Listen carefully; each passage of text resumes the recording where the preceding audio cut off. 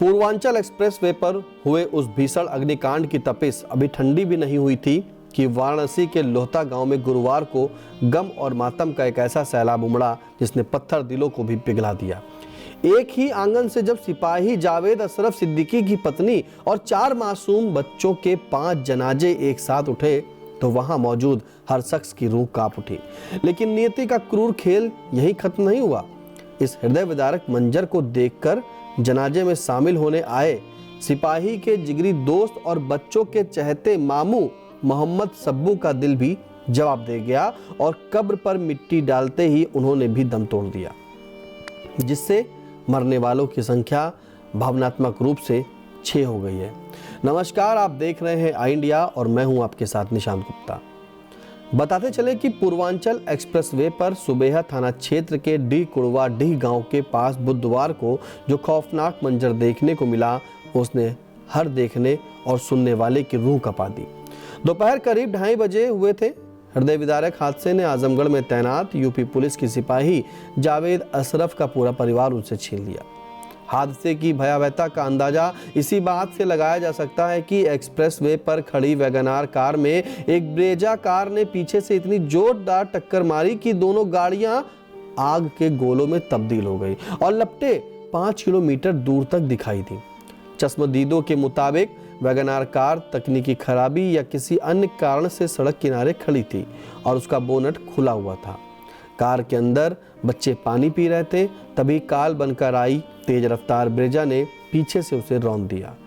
टक्कर के बाद वैगनार में लगे सीएनजी सिलेंडर की वजह से आग ने विकराल रूप ले लिया और दरवाजे लॉक होने के कारण कार में फंसे लोग बाहर ही नहीं निकल सके। वे मदद के लिए चीखते चिल्लाते रहे, लेकिन आग की लपटें इतनी तेज थी कि कोई भी उन्हें बचाने की हिम्मत नहीं जुटा सका और देखते ही देखते सिपाही की 30 वर्षीय पत्नी चांदनी उर्फ गुलस्ता, बेटियां 12 वर्षीय समरीन, 6 वर्षीय इल्मा, 4 वर्षीय इस्मा और 10 वर्षीय बेटा जियान जिंदा जल गए। सिपाही जावेद, जो मूल रूप से वाराणसी के रहने वाले हैं और वर्तमान में आजमगढ़ के अहिरौला थाने में तैनात हैं, उस वक्त ड्यूटी पर थे जब उन्हें अपने परिवार के खत्म होने की मनहूस खबर मिली। उनका परिवार उनके साले जिशान के साथ वैगनार से मऊ से लखनऊ जा रहा था।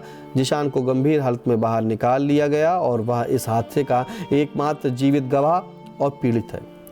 टक्कर मारने वाली ब्रेजा कार में दिल्ली के दक्षिणपुरी निवासी दीपांशु मिश्रा, दीप्ति मिश्रा, तृप्ति मिश्रा और प्रगति मिश्रा सवार थे, जो भी गंभीर रूप से घायल हुए हैं और उन्हें लखनऊ के केजीएमयू व राम मनोहर लोहिया अस्पताल रेफर किया गया है, जहां दीप्ति की हालत नाजुक बनी हुई है।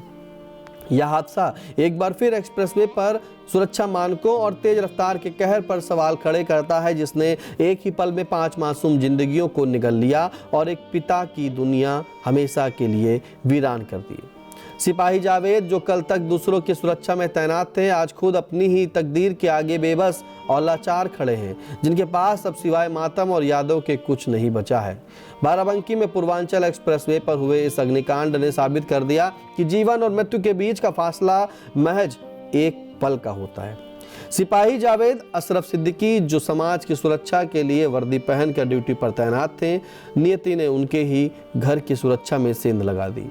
पत्नी और 4 मासूम बच्चों का आंखों के सामने जिंदा जल जाना किसी भी इंसान के लिए सहनशक्ति की सीमा से परे है। उस पिता के आंसू अब कौन पोंछेगा, जिसके घर का चिराग और आंगन की किलकारियां दोनों राख के ढेर में तब्दील हो गईं। यह हादसा हर वाहन चालक के लिए एक गंभीर चेतावनी है कि एक्सप्रेसवे पर जरा सी लापरवाही या तकनीकी खामी कैसे मौत का सबब बन सकती है। फिलहाल पुलिस महकमा अपने साथी के दुख में शरीक है, लेकिन जावेद अशरफ के जीवन में आया यह खालीपन शायद अब कभी नहीं भर पाएगा। इसलिए वाहन चलाते समय आप लोग सावधानी बरतें। अगर एक्सप्रेसवे पे चला रहे तो बहुत ही सावधान रहें, क्योंकि आपका भी कोई घर पर इंतजार कर रहा है। तो ऐसे हादसों से बचने के लिए आप स्वयं यातायात के सभी नियमों का पालन करें और कृपया वाहन को तेज गति में ना चलाएं।